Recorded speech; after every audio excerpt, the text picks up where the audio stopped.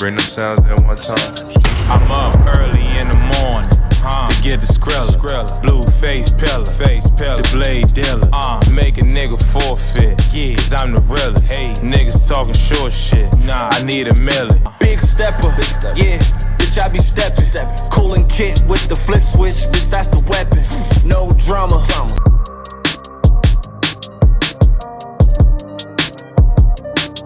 Welcome to New York Giants Full Access. Legend, bring them sounds at one time. I'm hard, and we got you.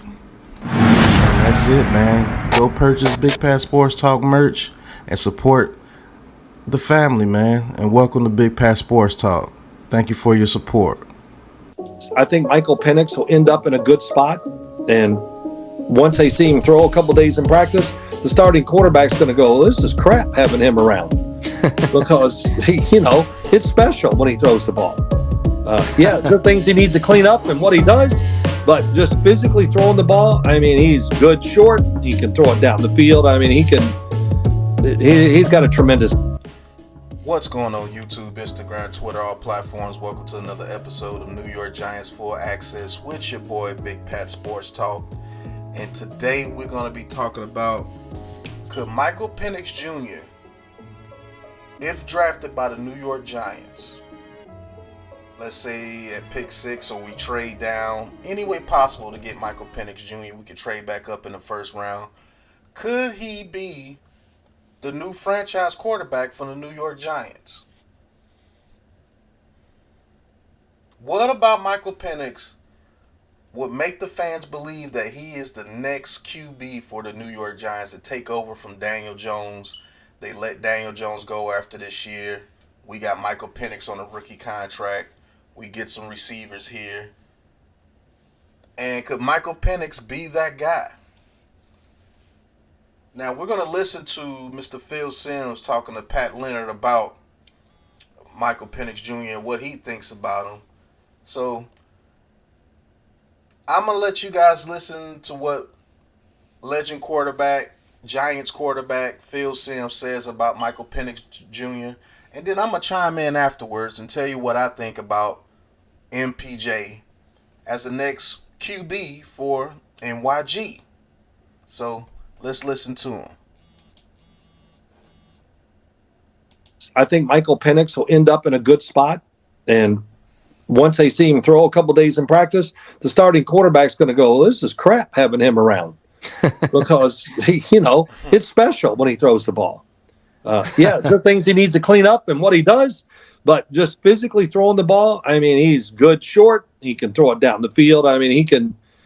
He's got a tremendous arm, no doubt about it. His arm is a detriment to him sometimes because he maybe stands in the pocket a little too long instead of just escaping.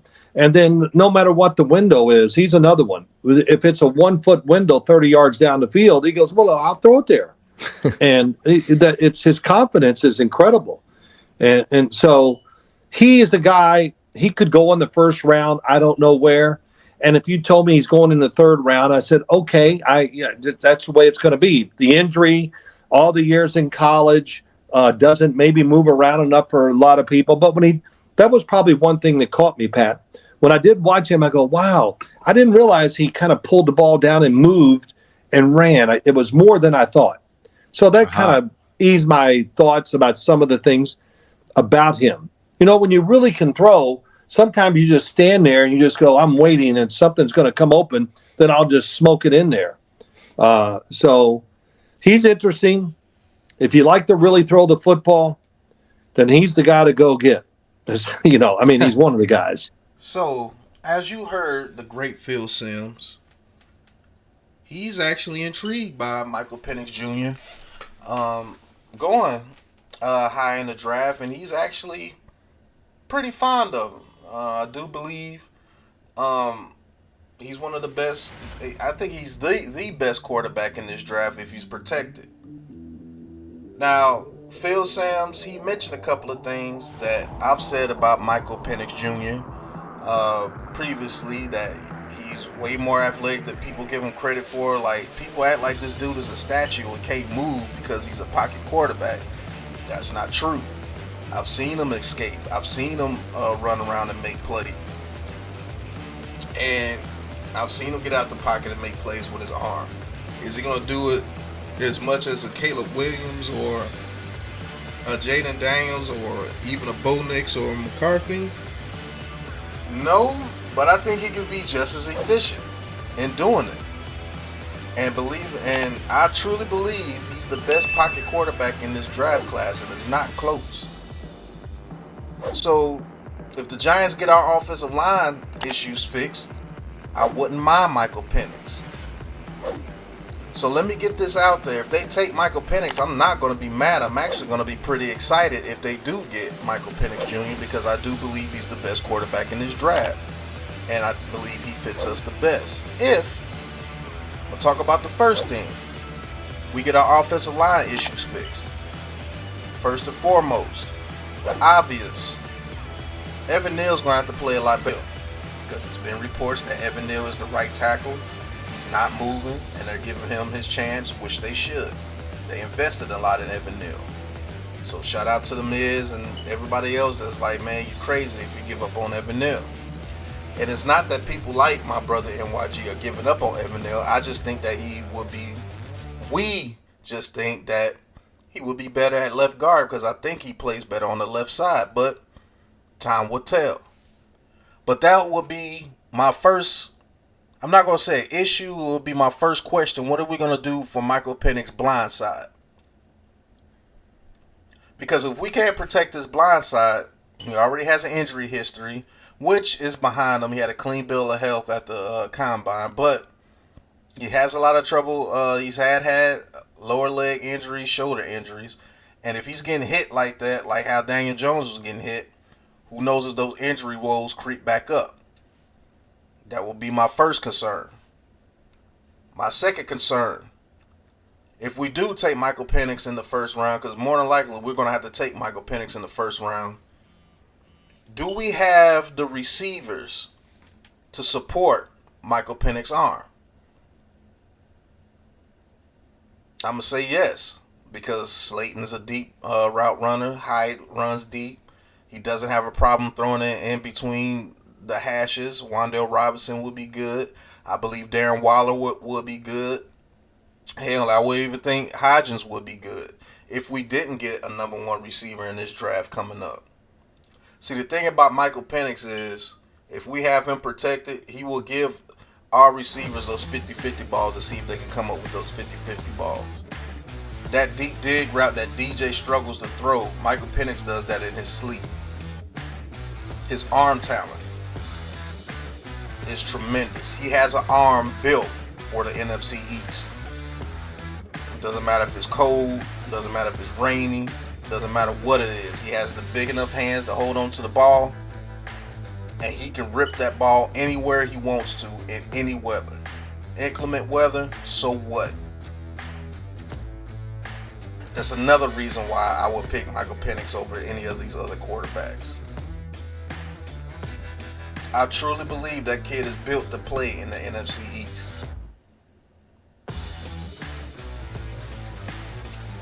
Another thing that I wouldn't mind about drafting Michael Penix, extremely smart, extremely pocket savvy.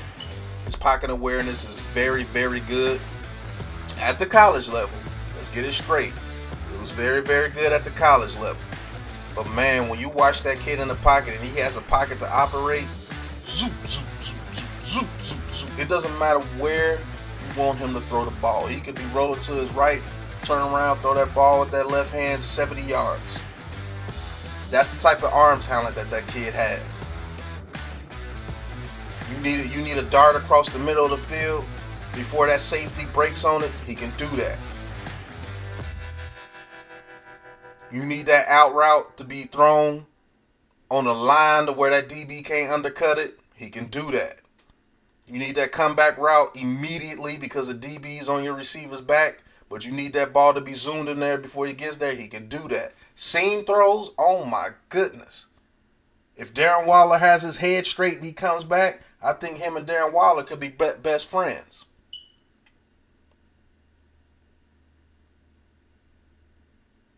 There's no denying Michael Penix's arm strength, his arm talent, period. There's nowhere on the field where he can't throw. There's nowhere on the field where he struggles to throw. No matter what those people say, you look at the film. But the main thing, he has to be protected.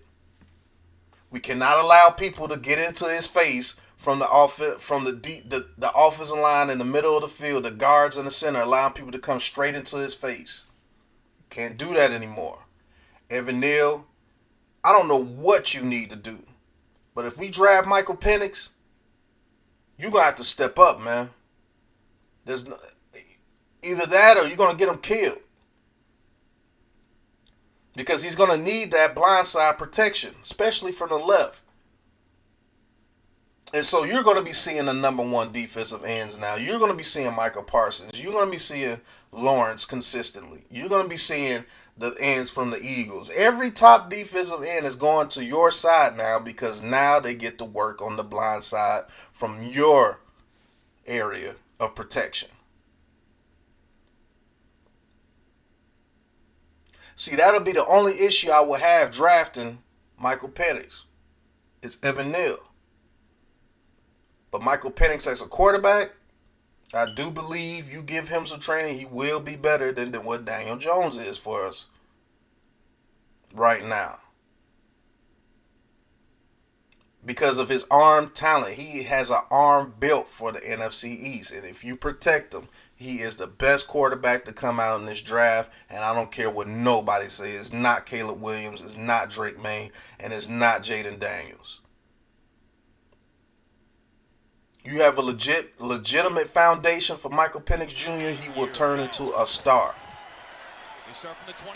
Because the arm talent is just too great, man. Get him a number one receiver. We'll have to do that after this year unless we can get a number one receiver in the second round. Somebody steps up and their stock falls and they wind up getting picked in the second round to turn into a monster. That would be cool. But get him a number one receiver. First and foremost.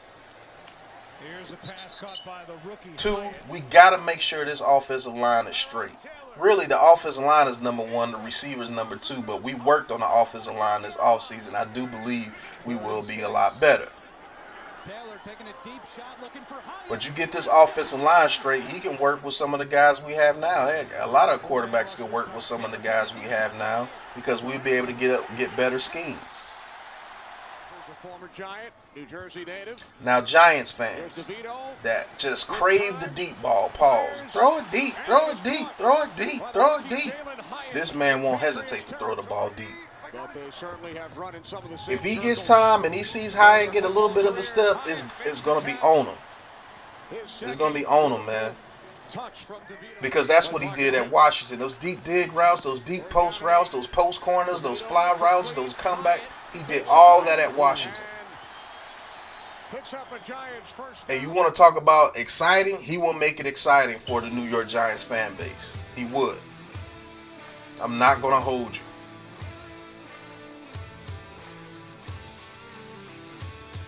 People like Jalen Hyatt, people like Darius Slayton would love Michael Penix Jr. because one, there's not one area on the field he can't hit him.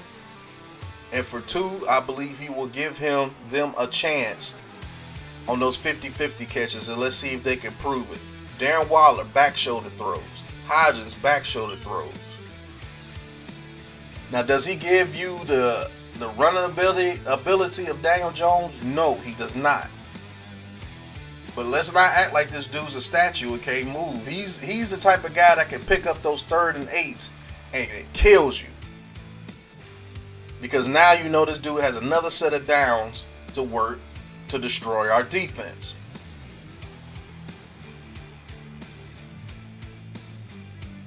So let's build a team where we have a foundation for a quarterback like Michael Penix. I'm going to say this right here, right now on New York Giants Full Access. Michael Penix is the quarterback that I want drafted if we draft a quarterback. Hands down, it's not Jaden Daniels, it's not Caleb Williams, it's not Drake May, it's not J.J. McCarthy. The more film I watch on this kid, I know that he's going to be the best quarterback in this draft if he's protected. Now, if you want to make your team where this dude doing some miraculous plays, doing all that crazy crap that everybody just gushes over, no, I don't want him to be like that. I want Michael Penix to be in the pocket, and I want him to scramble when he needs to scramble. But if we build a team to where we can keep this kid in the pocket and let this kid throw the ball, let this kid scan the field, because he scans the field with the best of them. And you want to see those hole shot throws, those throws over cover 2, tapper 2, he does it all day. But we have to give him the receivers to come down with those passes that he throws.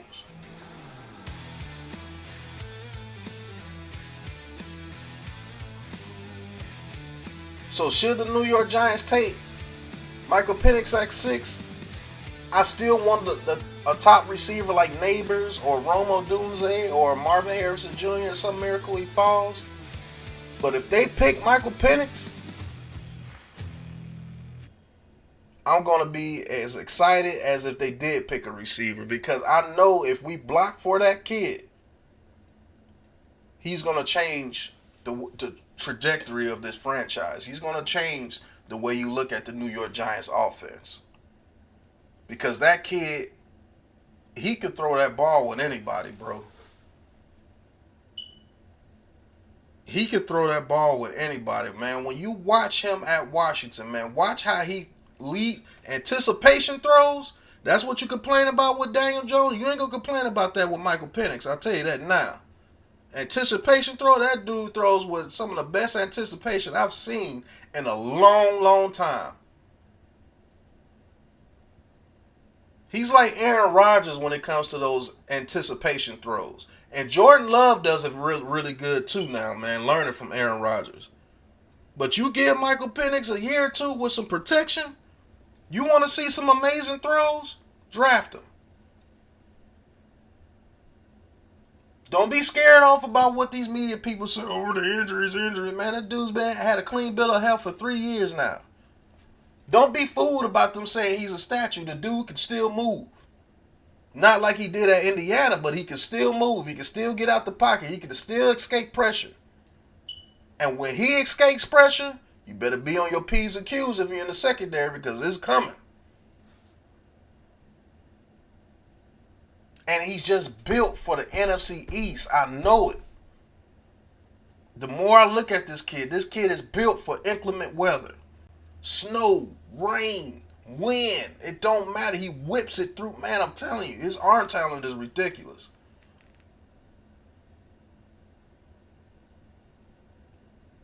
So I am totally with the New York Giants possibly drafting Michael Penix in the first round. Even at 6. I'll take him. I'll take Michael Penix Jr. at 6. MPJ, the new franchise quarterback of the New York Giants. If they take him at 6, I can get with that. I have no quarrels about that if they picked him at 6, because I know what that kid can do.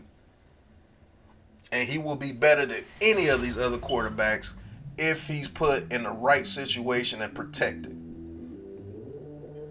Just give him protection. He'll do the rest. So I would like to ask you guys, what do you guys think about Michael Penix Jr. possibly being a new franchise quarterback for the New York Giants after the 2024 draft? Maybe we take him at 6. Maybe we trade down and take him. Maybe we trade back up into the first round and take him. And pair him with a Romo Dunze. I did a video about that. That will be absolutely dope. If we can get Michael Penix Jr. in the second round or trade back up into the first round and have a Romo Dunze or Neighbors or Marvin Harrison Jr. at 6, man, that's some exciting times. So this is not about that people claim on Twitter, oh, you're just a Daniel Jones loving. No, I know Daniel Jones can play if we have an offensive line. But I really know Michael Penix can play if we have an offensive line for a fact. So, I'd like to thank you guys for watching. Hit that like button, hit that subscribe button, hit that big blue join button, and talk your talk with Big Pat Sports Talk, and join the Big Blue crew. And I'm going to tell y'all one more time. Y'all better cop that merch, man. Y'all looking at the merch. I done had over 300 hits on my merch in the past 2 weeks. Get the merch. Not gonna tell y'all again. But appreciate everybody that comes and watch the channel, man. This has been the latest episode of New York Giants Full Access. And until the next episode, you know what it is, man. Peace. Let's shine, fellas! Hey, man, it's time to week, bro. We done put in work all year, bro. Let's go get this tonight, man. Great energy, great intensity. 2, 2, 3, 1, 2, 3. The pressure, throws it right to Brock. He makes the catch, starts the pylon, and he's in for the touchdown. Throws it right, intercepted by a pancake. He just floated it, and a pancake gets the pick. Great talk. Howell back to throw, gets sacked for a 35th time. He can't stop you, right? Now the pressure, sacked back to the 24-yard line. Kayvon Thibodeau closes it out. Hey, y'all know how NFL game is. Welcome to New York Giants Full Access.